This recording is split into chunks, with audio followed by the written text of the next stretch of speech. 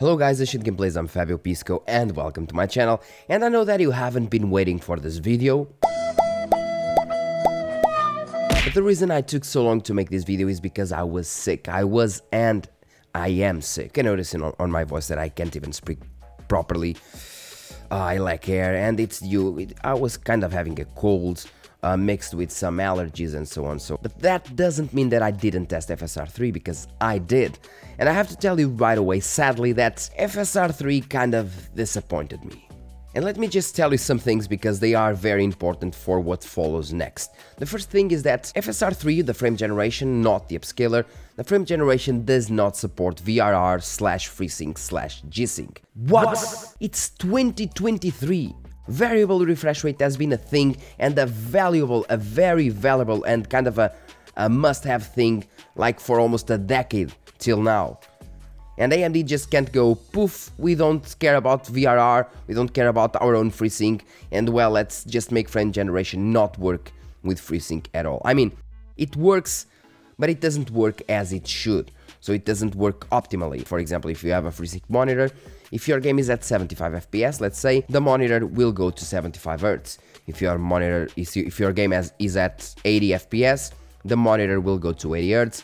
If the game is at 100 FPS, the monitor will go to 100 Hz. If, of course, these values are inside the monitor's range of FreeSync, okay? And NVIDIA's frame generation does work with it, but FSR3 doesn't. So you actually need to use VSync to make the frame generation work properly, and still it won't work as intended because, once again, it does not work with variable refresh rates. But well, at least I believe that the input latency is better than NVIDIA's frame generation. In that scenario, FSR3 frame generation is better because, once again, input latency is lower as well.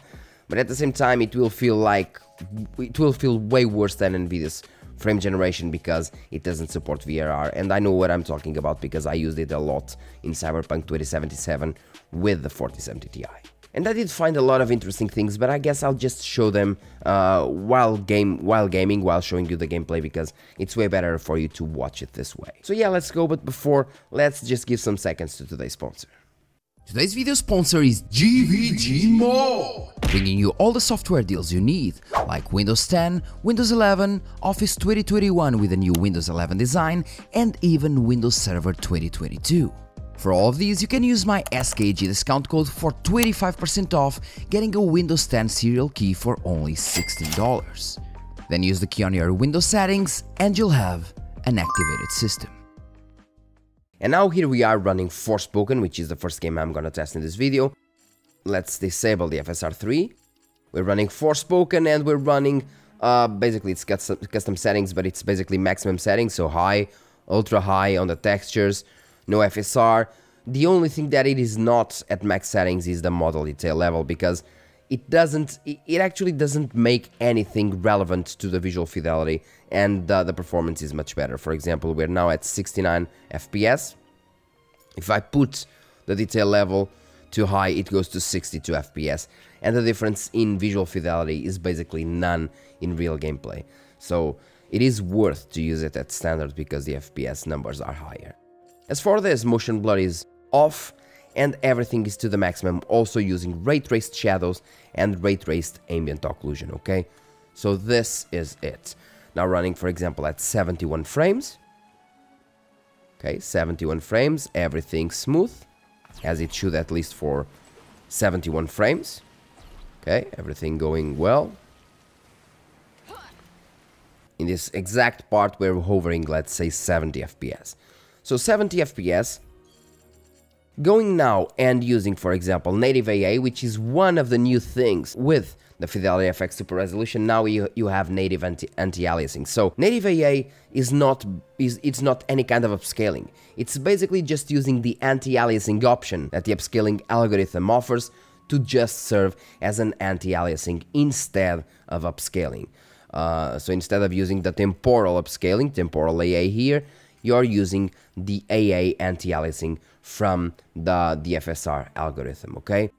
Generally, as I don't really know if you can see because of YouTube's compression and so on, but it does deliver a much smoother image. Okay, the FPS are also a bit lower. We do lose some FPS, let's say around from 5 to 10% depending on the scenario from what I've tested here so far on both cards, the 6750 XT and 7900 XTX. We do lose a bit, but at the same time the image is way sharper, and in some scenarios, and I repeat, in some scenarios we do have more details. For example, in the brick walls of the cities, we sometimes have more bricks showing up when using FSR compared to TAA. So that's a thing. Is it really worth it? I don't really know. Oh, my bad. Bam. And now you get the... yeah, you get the shit. Now, we're running once again 67 FPS with the frame generation, with the native AA. Now let's go to the quality mode and let's raise the sharpness level to, let's say, 50%. And we now went for 93, 94 over there. There are lots of them. And still silky smooth. So at 80, 90 FPS the game just runs very fine. Let me just change to another magic.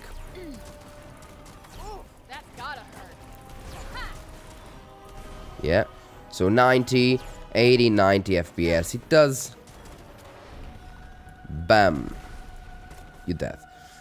It does feel good at 90 FPS, over 90 FPS. The game does feel smooth and the variable refresh rate does work, so it's silky smooth. Now let's, for example, enable the frame generation with the quality settings.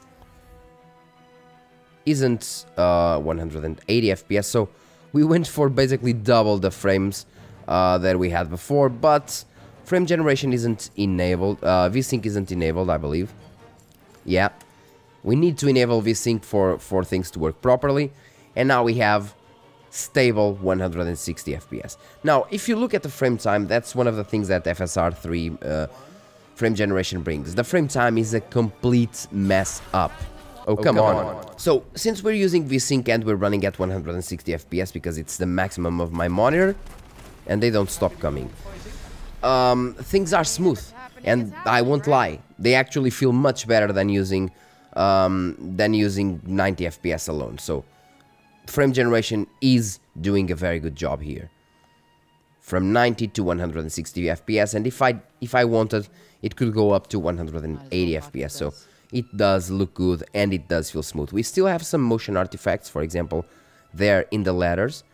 We have no ghosting, but we can see that things aren't as they should be, some motion artifacts, but otherwise the game just feels very, very smooth, very responsive.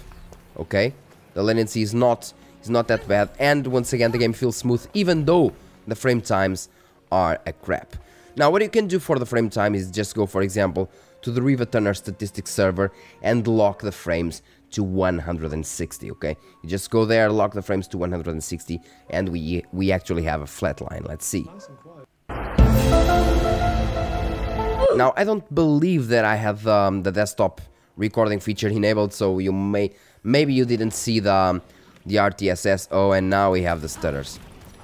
The stutters weren't there before, but somehow it happens in some scenarios when recording with FSR3. I don't really know why. I guess it has to do with the desktop recording because it is now doing this and it shouldn't be doing this. Let's just start the recording once again. Yeah, it wasn't happening before, but suddenly it is happening, and this is another issue that does not happen with the LSS at all, but somehow happens with FSR3, and it is a pain in the ass. Let me tell you that it is a pain in the ass.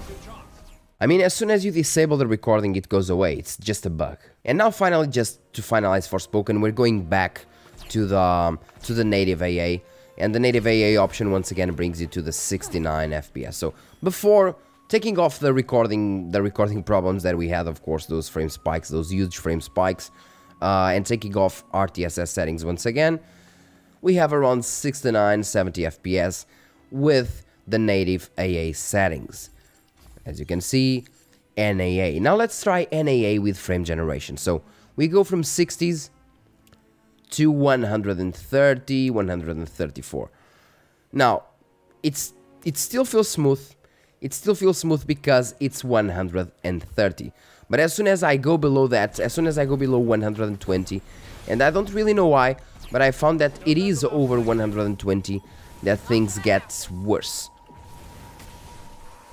At 120 and above, things go pretty nice, but as soon as I go below, oh, as you see, for example, now at going 100, 110, I can see some more stutters already. So I can feel the stutters. Not kind of see, but feel more like it. So no visual artifacts yet, but lots of stutters compared to what it should be.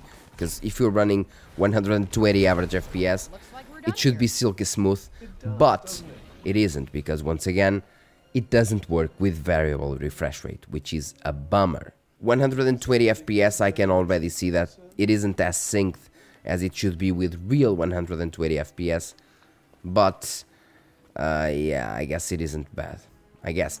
And I can immediately notice the difference, because let's say if I go to quality mode and I disable the frame generation, or let's say balanced mode, let's go to performance mode.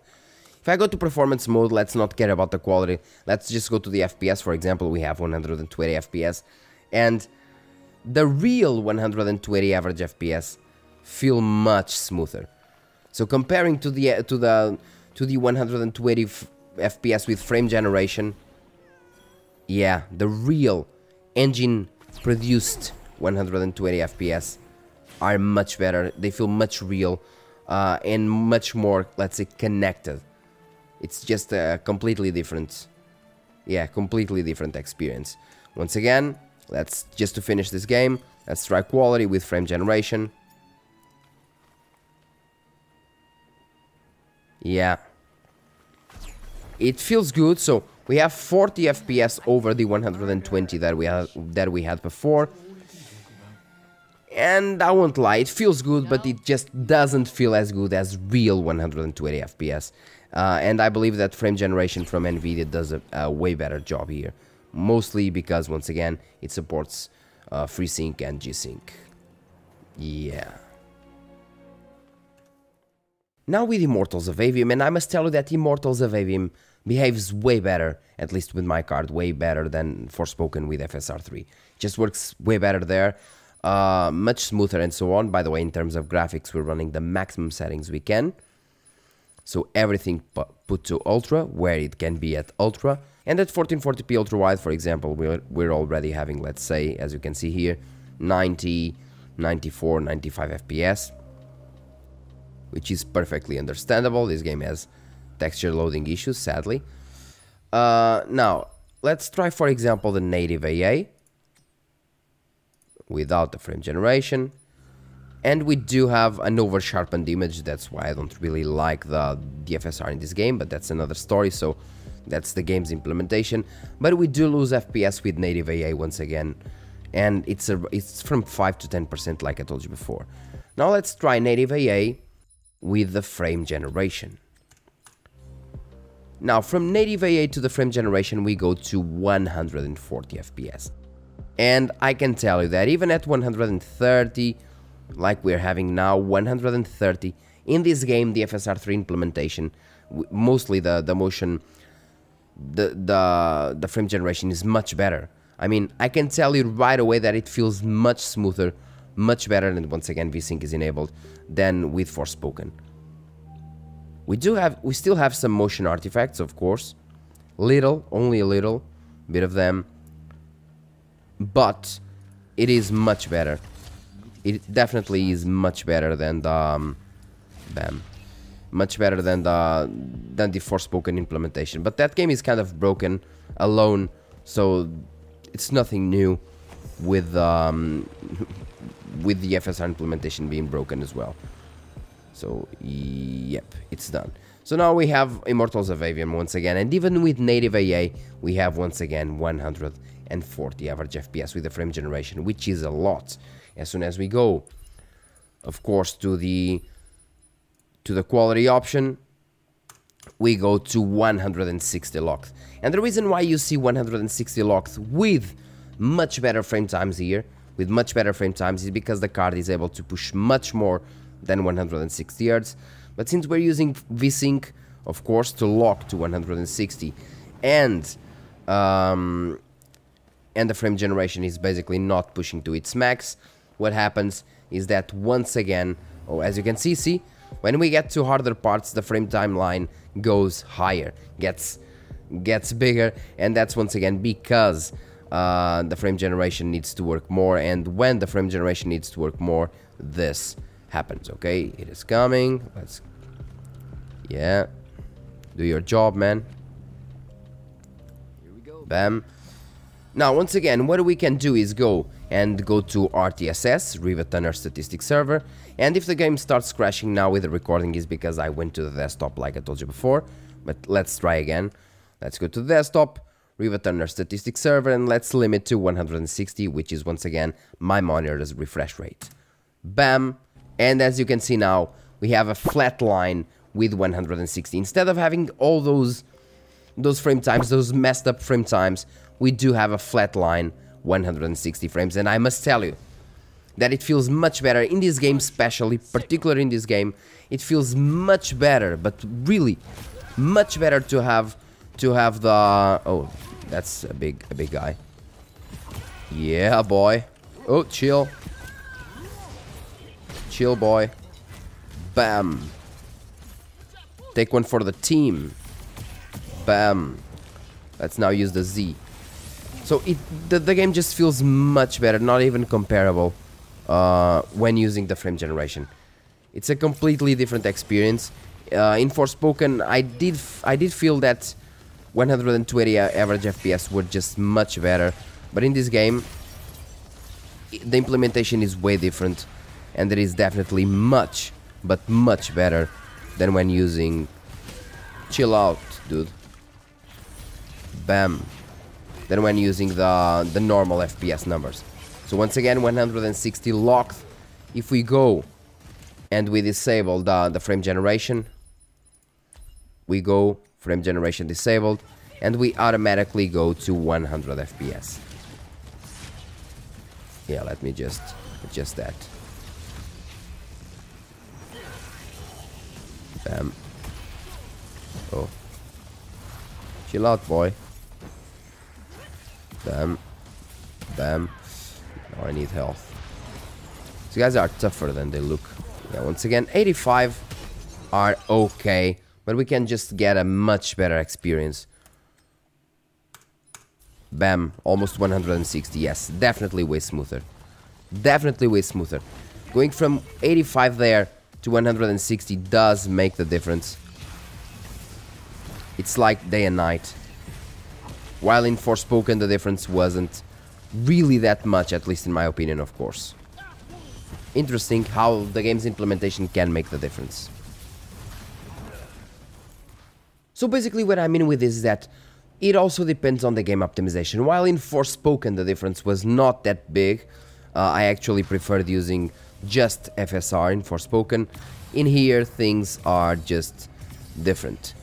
Things are just different, and I do prefer, definitely, I do prefer to use frame generation, and the game feels much better, and I repeat, much better when using frame generation. While it was the opposite, let's say, with Forspoken, that I kind of noticed some motion artifacts here and there, but in this game, the game just feels much smoother and definitely much better. Much better. So in this case, it's a win for FSR3, definitely. And once again, look at this, input latency. Basically none input latency. It's great. Now, as I told you, for example, in terms of RTSS to 0, and we have this. Once again, 160, but look at the frame time. If I go, let's say, to Radeon anti-lag, we can see there, 178, 180 FPS. Watch me, for example, enabling the Radeon anti-lag. Radeon anti-lag. Bam, look at the difference. So 177, bam, with Radeon anti-lag, the frame times are good, okay, or at least way better. So we don't need Radeon, we don't need RTSS. Radeon anti-lag works as well. At least on this card, the 6750 XT actually stutters. But if we go there and we use Radeon anti-lag plus, look at the FPS numbers. from 174 to 115, and the game actually feels much worse. So anti-lag plus actually makes the frame generation work bad. Anti-lag, depending on the game, is okay. But as soon as you mess with anti-lag plus, yeah, things don't go as expected. Once again, bam, the frames go up once again, but the frame time is not great. Now put RTSS once again, 160, let's say, and you have, bam, a flat line with the game performing wonderfully. And after this video, I'll actually test the preview drivers, and I'll try more games with the frame generation like Cyberpunk and so on, to see if they work as good as Immortals of Aveum, or if they work as bad as Forspoken. And well guys, that's basically just for this video, just me testing. I know that you can't really see anything past the FPS numbers, you can maybe see the smoothness of the gameplay. Just recapping once again, it is not good as the LSS frame generation. Obviously, it is not good as the LSS frame generation because once again, it does not support VRR. The two game implementations that we have, one is good, one is bad, so yeah. Even if we go to native AA here, and we push, for example, in Immortals of Aveum, and we push, let's say, the native AA, and we only have 130 FPS. So with 130 FPS, the experience still feels nice. It still feels nice, but it doesn't feel 160 nice. Or 120, it is okay, but as soon as you start going below the 110 mark, things start getting crappier once again. But still a way better implementation than Forspoken for sure. Now once again, VRR doesn't work. Using anti-lag can reduce the FPS and will reduce the FPS. Using anti-lag plus will both reduce the FPS and make the frame times worse, unlike using only anti-lag, so it's kind of hit and miss. You can use RTSS or frame rate target control inside the Radeon software once again to make the frame time look much better. You just lock to the maximum frame rate you can do with your monitor, and it will look much better. And you need VSync enabled. And also NVIDIA cards do have slightly higher input latency than the AMD ones. I tried the 4070 Ti, and we did have slightly higher input latency with the 4070 Ti, while with the AMD cards it does work better. LOL. It does work better. It doesn't have such input latency even here. It is perfectly responsible even without anti-lag. So yeah. We also have native anti-aliasing, which is okay in Forspoken, but not as great in the in Immortals of Aveum. So in Immortals of Aveum we have better frame generation, but we have worse upscaling, and in Forspoken we have better upscaling and worse frame generation. It is what it is, I guess. And somehow, just for the FSR3 and just for the notes, I don't really know if AMD actually improved the upscaling technique, but once again, it does seem, at least to me, that that the FSR quality is much better with FSR3. FSR quality upscaling technique is better. I tried it at least in Forspoken, it seems better than it was before, and it looks pretty okay, apart from the excessive sharpness, it looks pretty okay with Immortals of Aveum as well. But yeah, I guess it is what it is. And that's all for this video. Like I told you before, I'll test more games with those preview drivers to see what it does. And sorry if this video was boring and didn't have much information, but like I told you, I'm kind of sick and I didn't feel like recording the video, but I still wanted to do it for you guys. Thank you very much for watching. Leave your comment in the comment section and let me know what you think about the performance. What's your experience in the games that you tested, in 2 games that you tested? If you did know about the VSync thing, if you didn't, just let me know in the comment section, and as always, I'll answer as fast as I can.